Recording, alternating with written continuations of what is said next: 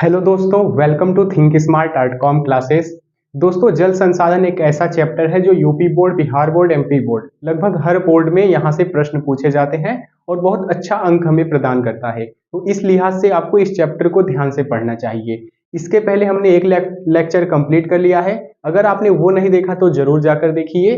Lecture शुरू करने से पहले आपसे एक रिक्वेस्ट है, आप लेक्चर का वीडियो क्वालिटी 720 पे या 1080 पे कर लें, ताकि मैं जो भी बोर्ड पर लिख कर लाऊं वो आप नोट बेहतर तरीके से बना पाएं। और मैं आपको इसमें जो भी कॉन्सेप्ट है एकदम सरल भाषा में समझाऊंगा। ऐसा नहीं लगेगा कि कोई हार्ड शब्द यूज कर दिया मैं, वो आपको समझ नहीं आ रहा। तो आज का हमारा जो टॉपिक है जल दुर्लभता, जल प्रबंधन एवं संरक्षण की आवश्यकता। तो सबसे पहले इसमें हम समझेंगे कि भाई जल दुर्लभता की परिभाषा क्या है, इसका मतलब क्या है, जल दुर्लभता की परिभाषा क्या है। उसके बाद हम इसमें देखेंगे इसका कारण क्या है। तो इसके कारण में बहुत सारे रीजन आ जाते हैं और यहाँ से हमें सीधे प्रश्न देखने को मिलते हैं बोर्ड एग्जाम में। तो यहाँ पर बहुत सारे कारण देखेंगे। उसके बाद हम समझेंगे कि जल दुर्लभता का मतलब है कि जल की कमी होना, जनसंख्या के अनुसार जल की उपलब्धता न होना, जल की कमी हो जाना। तो जब किसी चीज का कमी है कोई चीज, तो उसका कारण हम जब पढ़ लेंगे तो फिर उस कमी को दूर करने के लिए, जल की कमी को दूर करने के लिए हमें जल का प्रबंधन करना पड़ेगा, वाटर मैनेजमेंट करना पड़ेगा। उसके बाद उसका हमें संरक्षण करने की आवश्यकता होगी। तो उसी के बाद हमारा अगला टॉपिक हो जाएगा कि जल प्रबंधन एवं संरक्षण की आवश्यकता क्यों और हम कैसे करें। इसी को हम कह देते हैं समुचित जल प्रबंधन। इसी को हम क्या कह देते हैं, समुचित जल प्रबंधन की आवश्यकता। समुचित जल प्रबंधन की आवश्यकता जो हमारा जल दुर्लभता के बाद अगला टॉपिक हो जाएगा।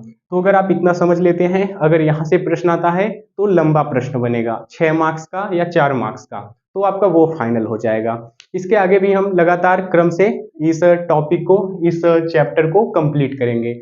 तो मुझे उम्मीद है आपको ये इंट्रो समझ आया होगा। अब मैं जो भी आपको बताऊंगा बोर्ड पर लिखकर वो काफी आसानी से आपको समझ आएगा अगर आप इंट्रो समझ लिए हैं। तो दोस्तों, अब हम समझते हैं जल दुर्लभता। सबसे पहले हम समझते हैं जल दुर्लभता का मतलब क्या है। तो आप ऐसे समझिए, मांग की तुलना में जल की उपलब्धता का कम होना जल दुर्लभता है। जैसे अगर कोई क्षेत्र है, यहाँ पर बहुत सारे लोग रहते हैं, यहाँ बहुत सारी जनसंख्या निवास करती है, लेकिन जितनी जनसंख्या है उसके लिए पर्याप्त जल नहीं उपलब्ध है, जल की कमी है। जितना जल की मांग है, जितना जल की मांग है उतना उपलब्ध नहीं है, तो हम क्या कहेंगे, तो हम कहेंगे कि भाई उसे जल दुर्लभता या जल की कमी वाला क्षेत्र।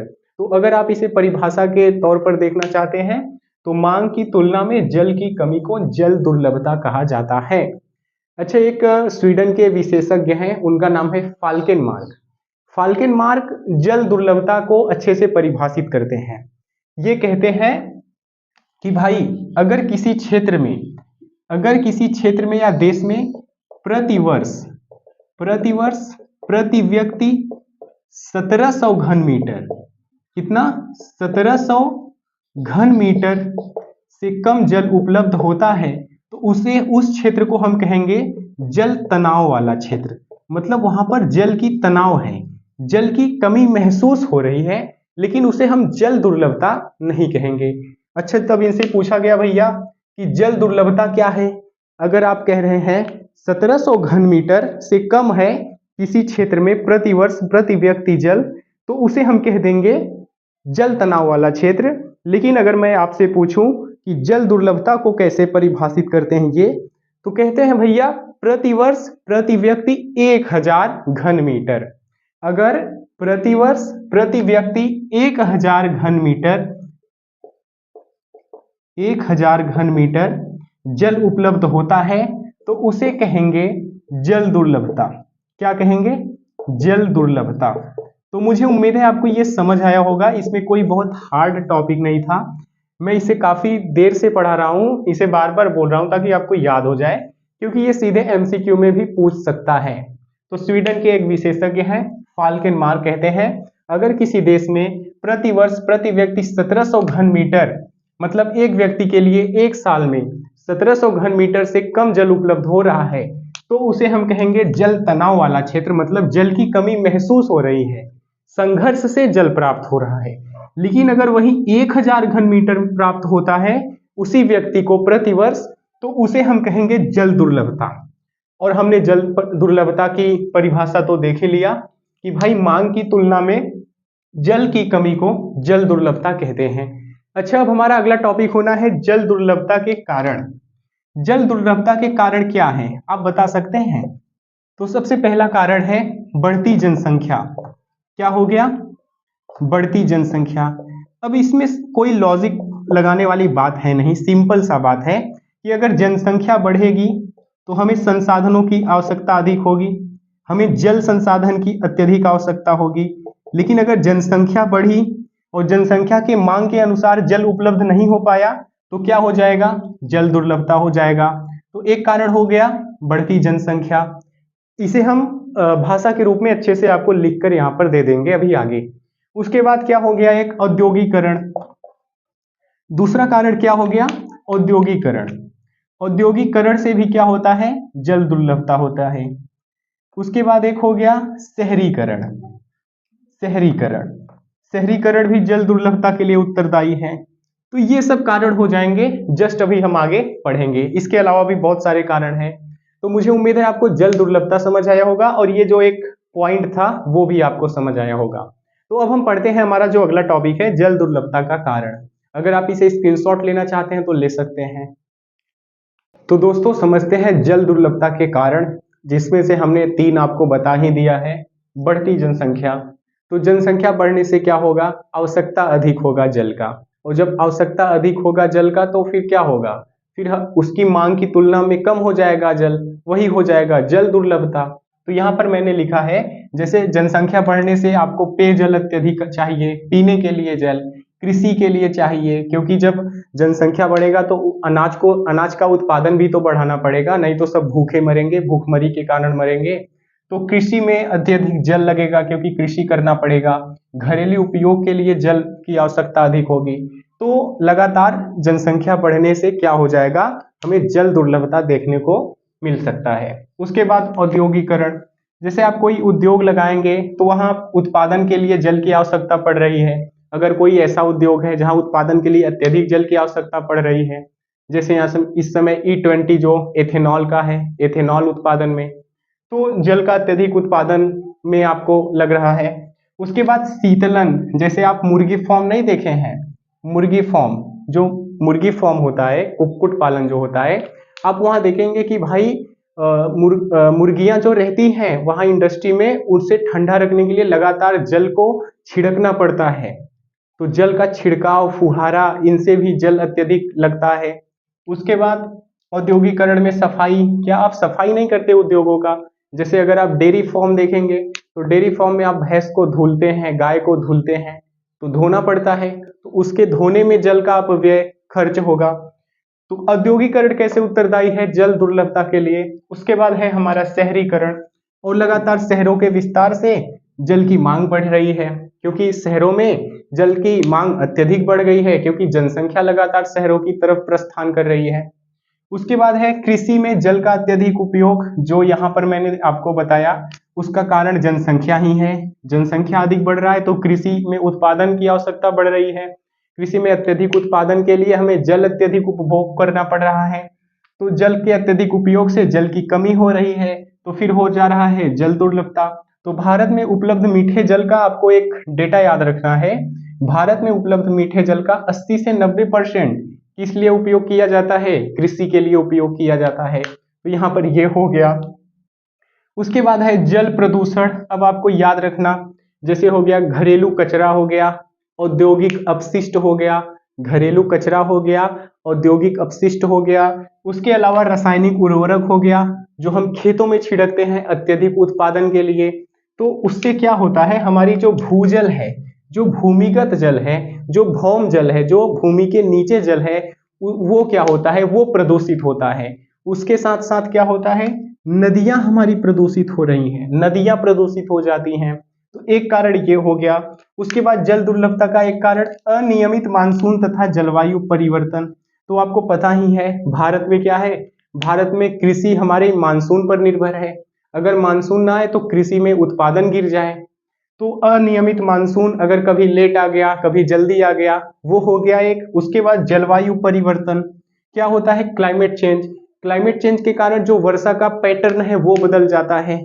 अगर असम मेघालय में अत्यधिक वर्षा हो रही थी तो राजस्थान में अत्यधिक वर्षा होने लगी, असम में कम होने लगी। तो जलवायु परिवर्तन के कारण वर्षा के पैटर्न में परिवर्तन हो जा रहा है, इससे भी प्रभावित हो रहा है, इससे भी जल दुर्लभता हमें देखने को मिल रहा है। उसके बाद हमारा अगला है जल का अपव्यय। जैसे आप नहाते हैं, धोते हैं, पानी पीते हैं, जैसे आप नहा कर आए तो टोटी खोल कर चले जाते हैं, तो टोटी खोलने से जल का रिसाव हो रहा है, लगातार जल बहकर जा रहा है। उसके कारण क्या होता है? जल का अत्यधिक अपव्यय होता है, और जब जल का अत्यधिक अपव्यय होता है तो हमें क्या देखने को मिलेगा? जल दुर्लभता देखने को मिलेगा। उसके बाद हमारा अगला है जल का असमान वितरण। अच्छा, ये भी एक बहुत बड़ा रीजन है। हम जब असम मेघालय की बात करते हैं, असम मेघालय में इतना ज्यादा वर्षा हो रहा है कि लगातार वर्षा ही हो रहा है। लेकिन जब हम राजस्थान की बात करते हैं, मरुस्थल है बेचारा, बहुत कम वर्षा हो रहा है, 10 से 15 सेंटीमीटर वर्षा देखने को मिल रहा है लगभग। तो राजस्थान में कम हो रहा है। तो अगर हम बात करें जल की असमान वितरण, तो कहीं वर्षा कम हो रहा है, कहीं ज्यादा हो रहा है। जहां वर्षा अधिक हो रहा है वहां बाढ़ देखने को मिल रहा है। जैसे इस समय इतना बाढ़ आया असम साइड में। उसके बाद जैसे राजस्थान हो गया, राजस्थान में हो गया तो वहां पर वर्षा ही नहीं हो रहा है, वो सूखा पड़ा है, ना कृषि ठीक से हो पा रही है, ना पीने के लिए पानी ठीक से उपलब्ध हो पा रहा है। सिर्फ भूमिगत जल पर सब निर्भर है वहां। तो ये सब हमें देखने को मिल रहा है जल दुर्लभता के कारण में। तो जल दुर्लभता के कारण में कौन कौन से हैं उसे मैं एक बार आपको बता देता हूँ। और तो पहला है बढ़ती जनसंख्या। बढ़ती जनसंख्या, पॉपुलेशन के बढ़ना, पॉपुलेशन का बढ़ना। उसके बाद औद्योगिकरण, इंडस्ट्रियलाइजेशन, शहरीकरण, शहरीकरण। उसके बाद कृषि में जल का अत्यधिक उपयोग।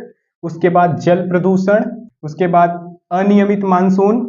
उसके बाद जलवायु परिवर्तन, जल का अपव्यय, जल का असमान वितरण। तो ये सब हो गया हमारा जल दुर्लभता का कारण। अब हम देखेंगे प्रबंधन की आवश्यकता या संरक्षण की आवश्यकता, या फिर हम देखेंगे समुचित समुचित जल प्रबंधन की आवश्यकता क्यों है। तो अगर आप इसे, तो दोस्तों अब हम समझते हैं समुचित जल या कुशल जल प्रबंधन, और इसकी हमें क्यों आवश्यकता है, इसके क्या उपाय हैं, क्या किया जा सकता है समुचित जल प्रबंधन के लिए। तो ये सब इस टॉपिक में हम पढ़ेंगे। तो सबसे पहले पढ़ते हैं समुचित जल प्रबंधन आखिर है क्या, या कुशल जल प्रबंधन आखिर है क्या। फिर उसके बाद हम देखेंगे कि इसकी आवश्यकता क्यों है, इसका उद्देश्य क्या है। तो सबसे पहले हम समझते हैं समुचित या कुशल जल प्रबंधन। जल संसाधनों का संरक्षण, उचित उपयोग, समान वितरण तथा भविष्य की आवश्यकताओं को ध्यान में रखते हुए उनका वैज्ञानिक व योजनाबद्ध प्रबंधन करना समुचित जल प्रबंधन कहलाता है। मतलब जल का संरक्षण और जल का ऐसा उपयोग किया जाए ताकि भविष्य में आने वाली पीढ़ियां भी उपयोग कर पाए, तो उसी को हम कहते हैं, उसी को जल प्रबंधन या समुचित जल प्रबंधन कहते हैं। तो इसमें अगर हम बात करें समुचित जल या कुशल जल प्रबंधन की उद्देश्य क्या है, तो उद्देश्य है सबसे पहले जल का सतत उपयोग, जो मैं आपको काफी टाइम से बता रहा हूँ। उचित उपलब्धता, मतलब जल की पर्याप्त उपलब्धता हो। उसके बाद संरक्षण एवं गुणवत्ता में सुधार हो, जल की संरक्षण किया जाए, उसके गुणवत्ता में सुधार किया जाए। तो जो हमारा जल प्रदूषण हो रहा था, तो उस जल प्रदूषण के कारण क्या हो रहा था, उसकी गुणवत्ता में कमी आ रही थी, उसकी गुणवत्ता में कमी आ रही थी। तो हमें क्या करना पड़ेगा गुणवत्ता में सुधार लाने के लिए, तो जो रीजन था, जो जल को प्रदूषण करने वाले कारण थे, उसे हटा देना है, उसका हमें ठीक तरीके से प्रबंधन करना है। उसके बाद भूजल का संतुलित उपयोग, तो हमें भूजल का संतुलित उपयोग करना पड़ेगा। तो संतुलित उपयोग आप कैसे कर पाएंगे, आप सिर्फ भूजल के ऊपर डिपेंड ना रहें, नदियों का भी पानी प्रयोग करें, नहरों का पानी प्रयोग करें, तालाबों का पानी प्रयोग करें। इसके साथ साथ क्या करें, आप भूजल का उपयोग करें, ताकि सिर्फ भूजल के ऊपर डिपेंड ना रहें कि भूजल का जो पानी है वो समाप्ति हो जाए, जो जमीन के अंदर पानी है वो समाप्ति हो जाए। और यहाँ पर मैंने उपाय लिखा भी है। तो वर्षा जल संचयन को बढ़ावा देना चाहिए। उसके बाद नदियां तालाबों के भूजल, नदियां तालाबों और भूजल का संयुक्त उपयोग करना चाहिए। और कृषि में जल बचत तकनीकी का उपयोग करना चाहिए, जैसे डीप या स्प्रिंकलर सिंचाई। कृषि में एक सिंचाई है डीप या स्प्रिंकलर सिंचाई, तो हमें ये सिंचाई करना चाहिए। तो मुझे उम्मीद है ये छोटा सा टॉपिक आपको समझ आया होगा। बहुत इजी था, कोई हार्ड टॉपिक नहीं था यार, आप इसे समझ सकते हैं। बहुत ज़्यादा की पॉइंट मैंने लिखा है, सिंपल।